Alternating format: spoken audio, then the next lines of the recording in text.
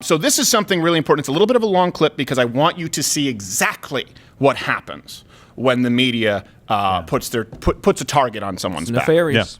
And I think it's pretty clear with Ron DeSantis, they think he's going to be the next Republican He's the target candidate. And so right now they're trying to take him out first. He's everything that people like about Trump, minus the stuff that a lot of people don't like about Trump. Exactly, yeah. You know, he fights back, he calls BS, and he's feisty. You know, but he also doesn't, he's less dickish. Yeah. He doesn't take to Twitter to slam people all the time. He's an actual politician, and his reality show wasn't as big of a hit. Right. Yeah. Well, and look, on a comedy Keeping level, up with the DeSantises. Yeah, it doesn't. You remember it's not quite as the big. real DeSantises. This is a perfect example. 60 Minutes. So 60 Minutes, this reporter, her name is, I want to make sure, Sharon Alfonsi.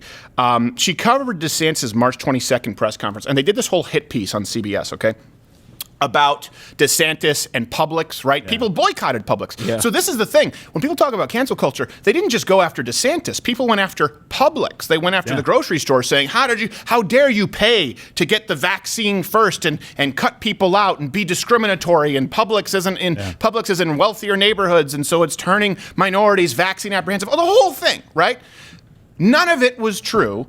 Even after it was revealed that none of it was true, even CNN, and they really didn't want to say that it wasn't true, had to admit that it wasn't true. Sharon Alfonsi apparently didn't get the memo and decided to continue going with, well, they'll cover this for me, and covered the conference and still released this piece. So we have a clip right now where you can see the 60 Minutes version, and then right next to it, what they edited out. Here's the hit piece. We wanted to ask Governor DeSantis about the deal, but he declined our request for an interview. We caught up with him south of Orlando. Publix, as you know, donated $100,000 to your campaign, and then you rewarded them with the exclusive rights to distribute. So first of all, what you're saying is wrong. That's a fake narrative. So first of all, when we did the first pharmacies that had it were CVS and Walgreens, and they had a long-term care mission. So they were going to the long-term care facilities. They got vaccine in the middle of December. They started going to the long-term care facilities the third week of December to do LTCs. So that was their mission. That was very important, and we trusted them to do that. As we got into January, we wanted to expand the distribution points. So yes, you had the counties, you had some drive-through sites, you had hospitals that were doing a lot, but we wanted to get it into communities more. So we reached out to other retail pharmacies, Publix, Walmart. Obviously, CVS and Walgreens had to finish that mission. And we said, we're going to use you as soon as you're done with that. For the Publix, they were the first one to raise their hand, say they were ready to go. And you know what? We did it on a trial basis. I had 3 counties. I actually showed up that weekend and talked to seniors across 4 different Publix. How was the experience? CVS, Walgreens first. Did you then think it was this a is the way trial to go? run to see who could And do it most effectively. It was 100% positive, so we expanded it, and then folks liked it. And I can tell you, if you look at a place like Palm Beach County, they were kind of struggling at first in terms of the senior numbers. I met with the county mayor, I met with the administrator, I met with all the folks at Palm Beach County, and I said, here's some of the options. We can do more drive-through sites. We can give more to hospitals. We can do the Publix. We can do this. So it seems like he said Publix without mentioning CVS or Walgreens. Live within a mile and a half of a Publix. And they said, we think that would be the easiest thing for our residents.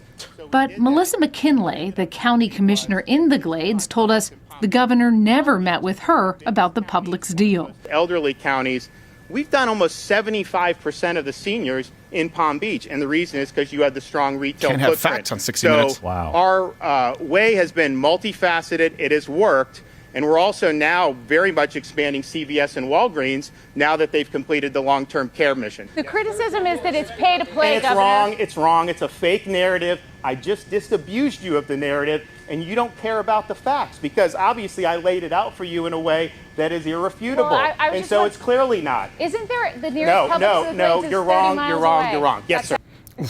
Now, wow. I remember her in the elevator. Yes. It wasn't always like that. Next question. And the clock. Here's the thing. Not only was that selectively edited because they want you to think, look, let's talk about, there are more billionaires who've been added during this pandemic than any other point in history, right? While more businesses, mid-sized businesses have shut down than at any point in history. Billionaires, trillionaires, Bezos has come out and supported the tax hikes, right? Yeah. Democrats do their bidding, but they always want to, right? Oh, no, look over here, look over here. It's big Publix. It's big Publix and DeSantis. They want you to think that the franchised Publix, right, that DeSantis is in bed with them. So not only did they selectively edit it to not include CVS, Walgreens, big Walgreens money, big CVS money, who got it first, but they also selectively edited, or I should say, she selectively edited to make her look like the victim. Because what happened is he was being very reasonable. He laid it out. He gave the timeline, gave some numbers and some facts. And then when she had to tried to ask a question again, he said, no, you're wrong. You're lying. Got a little irritated. So they want to make it seem like, look, he's unreasonable and short fused because you're a liar.